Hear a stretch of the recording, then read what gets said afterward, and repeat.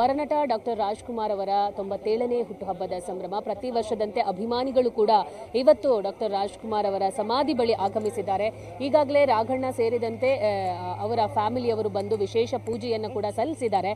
So Vinay ಅವರು ಕೂಡ ಆಗಮಿಸಿದ್ದಾರೆ. ನೀವು ಕೂಡ ದೃಶ್ಯಾವಳಿಗಳಲ್ಲಿ ನೋಡ್ತಾ ಇದ್ದೀರಾ. ಮೊಮ್ಮಗನಾಗಿ ಅವರು ಚಿಕ್ಕ ವಯಸ್ಸಿನಿಂದಲೂ ಕೂಡ ಅಣ್ಣವ್ರನ್ನ ನೋಡಿ ಬೆಳೆದವರು. ಸೊ ಅವ್ರ ಜೊತೆಗೆ ಒಂದಿಷ್ಟು ಕಾಲಗಳನ್ನು ಕಳೆದವರು. ಸೊ ತಮ್ಮ ತಾತನ ಒಂದು ಹುಟ್ಟುಹಬ್ಬಕ್ಕೆ ಸಮಾಧಿ ಬಳಿ ಬಂದು ಪೂಜೆಯನ್ನು ಕೂಡ ಸಲ್ಲಿಸ್ತಿದ್ದಾರೆ. ಇವತ್ತು ಬೆಳಗ್ಗೆಯಿಂದ ಕೂಡ ರಾಜ್ಯದ ಮೂಲೆ ಮೂಲೆಗಳಿಂದ ಅಭಿಮಾನಿಗಳು ಬಂದು ಪೂಜೆಯನ್ನು ಸಲ್ಲಿಸ್ತಿದ್ದಾರೆ.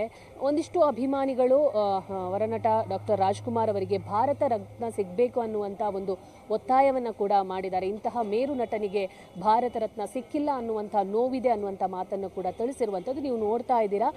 ಡಾಕ್ಟರ್ ರಾಜ್ ಅವರ ಒಂದು ಸಮಾಧಿ ಯಾವ ರೀತಿ ಹೂಗಳಿಂದ ಕಂಗೊಳಿಸ್ತಾ ಇದೆ ಅಂತ. ಸೊ ವಿಶೇಷವಾದ ಹೂಗಳಿಂದ ಅಲಂಕೃತ ಕೂಡ ಅವರ ಒಂದು ಸಮಾಧಿ ಅಲಂಕೃತಗೊಂಡಿರುವಂಥದ್ದು. ತಮ್ಮ ಅಣ್ಣವರ ಮೊಮ್ಮಗರಾಗಿರುವಂಥ ವಿನಯ್ ರಾಜ್ಕುಮಾರ್ ಅವರು ಕೂಡ ಬಂದು ಒಂದು ವಿಶೇಷ ಪೂಜೆಯನ್ನು ಕೂಡ ಸಲ್ಲಿಸಿದ್ದಾರೆ.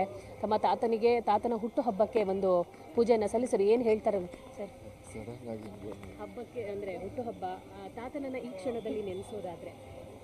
ಅದೇ ನಾವು ಮನೆಯಿಂದ ಪ್ರತಿದಿನ ಆಚೆ ಹೋದಾಗ್ಲೂ ಒಳಗಡೆ ಬಂದಾಗ್ಲೂ ಅವ್ರನ್ನ ನಮಸ್ಕಾರ ಮಾಡ್ಕೊಂಡು ಅವ್ರು ನೆನೆಸ್ಕೊಂಡೆ ಹೋಗೋದು ಬರೋದು. ಏನೇ ಮಾಡಿದ್ರೇನು ಹೊಸ ಸಿನಿಮಾ ಇರ್ಬೋದು, ಹೊಸ ಕಡೆ ಹೋಗೋದು ಏನೇ ಇದ್ರೇನು ಅವ್ರನ್ನ ನೆನೆಸ್ಕೊಂಡೆ ಮಿಕ್ಕಿದ ಎಲ್ಲದನ್ನ ಸ್ಟಾರ್ಟ್ ಮಾಡೋದು. ಅವ್ರು ಹುಟ್ಟಿದಬ್ಬ ಯಾವಾಗಲೂ ನಮಗೆ ಒಂದು ಹಬ್ಬದ ಥರ ಇತ್ತು. ಚಿಕ್ಕ ವಯಸ್ಸಲ್ಲಿ ಕಾಯ್ತಾ ಇದ್ವಿ ಈ ದಿನಕ್ಕೆ. ಎಲ್ಲ ಕಡೆಯಿಂದ ಜನ ಬಂದಿರ್ತಾಯಿದ್ರು. ಸೊ ಅವತ್ತು ಹೆಂಗಂದರೆ ಮನೆ ಒಳಗಡೆ ಇದ್ದರೆ ಸಾಯಂಕಾಲವರೆಗೂ ಮನೆ ಒಳಗಡೆ ಆಚೆನೇ ಹೋಗೋಕ್ಕಾಗ್ತಿರಲಿಲ್ಲ, ಅಷ್ಟು ಜನ ಇರ್ತಾಯಿದ್ರು. ಆಮೇಲೆ ತುಂಬ ಖುಷಿ ಆಗ್ತಾ ಇತ್ತು. ಒಂದು ಹುಟ್ಟುಹಬ್ಬ ತುಂಬ ಸ್ಪೆಷಲ್ ಆಗಿತ್ತು. ಇವತ್ತಿಗೆ ಅದು ಕಣ್ಣಂಚಲ್ಲಿ ಹಂಗೆ ಬರ್ತಾ ಇದೆ ಅಂದರೆ ಒಂದು 64ನೇ ಬರ್ತ್ಡೇ ಹುಟ್ಟಿದಬ್ಬ ಅನಿಸುತ್ತೆ. ಒಂದು ದೊಡ್ಡ ಕೇಕ್ ಮಾಡಿದರು. ಕೇಕ್ ಮಾಡಿ ನಮ್ಮ ಮನೆಯೆಲ್ಲ ನಮ್ಮ ಮನೆ ಗಾರ್ಡನಲ್ಲೇ ಕೇಕ್ ಇಟ್ಟಿದ್ರು. ಎಷ್ಟು ಒಂದು 8 ಫೀಟ್ ಕೇಕ್ ಅಂತ ಅನಿಸುತ್ತೆ.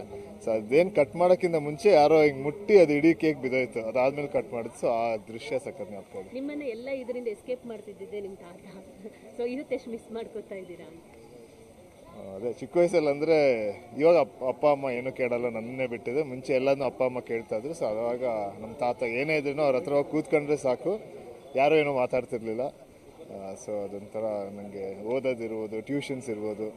ಸೊ ಅವ್ರದ್ದು ಐಡಿಯಾ ಏನಿತ್ತಂದರೆ ಸ್ಕೂಲಲ್ಲಿ ಇಡೀ ದಿನ ಓದ್ತೀಯ, ಮನೆಗೂ ಬಂದು ಯಾಕೆ ಓದಬೇಕು, ಮನೇಲಿ ಆಟ ಆಡಬೇಕು ಅಂತ ಅವರು ಅಂತ ಅಂದ್ಕೊಂಡಿದ್ದು. ಸರ್, ಕೊನೆಯದಾಗಿ ಅಭಿಮಾನಿಗಳ ಒಂದು ಒತ್ತಾಯ, ಒಂದು ನೋವು, ಭಾರತ ರತ್ನ ಅಣ್ಣವರಿಗೆ ಸಿಕ್ಕಿಲ್ಲ ಅನ್ನುವಂಥ ನೋವು ಅವರು ವ್ಯಕ್ತಪಡಿಸ್ತಿದ್ದಾರೆ. ಸೊ ನಿಮಗೆ ಇದ್ರ ಬಗ್ಗೆ ಹೇಳೋದಾದ್ರೆ ಅಭಿಮಾನಿಗಳ ಒಂದು ಆಸೆ ಅದು? ಅಭಿಮಾನಿಗಳ ಆಸೆ ಅಂದರೆ ಕರೆಕ್ಟ್ ಅವರ ಆಸೆ ಇದ್ದೇ ಇರುತ್ತೆ, ತಾತಂಗೆ ಭಾರತ ರತ್ನ ಸಿಗಬೇಕು ಅಂತ, ಭಾರತ ರತ್ನ ಸಿಗಬೇಕು ಅಂತ. ಬಟ್ ಏನಂದರೆ ತಾತ ಆವಾಗಲೂ ನಮಗೆಲ್ಲರಿಗೂ ಭಾರತ ರತ್ನನೇ, ಕರ್ನಾಟಕ ರತ್ನ, ಭಾರತ ರತ್ನ ಎಲ್ಲವರು. ನೋಡಿದ್ರಲ್ಲ, ಇದಿಷ್ಟು ವಿನಯ್ ಅವರ ಮಾತು. ಕ್ಯಾಮರಾ ಪರ್ಸನ್ ವೆಂಕಟೇಶ್ ಜೊತೆ ದೀಪಿಕಾ, ಪವರ್ ಟಿವಿ, ಬೆಂಗಳೂರು.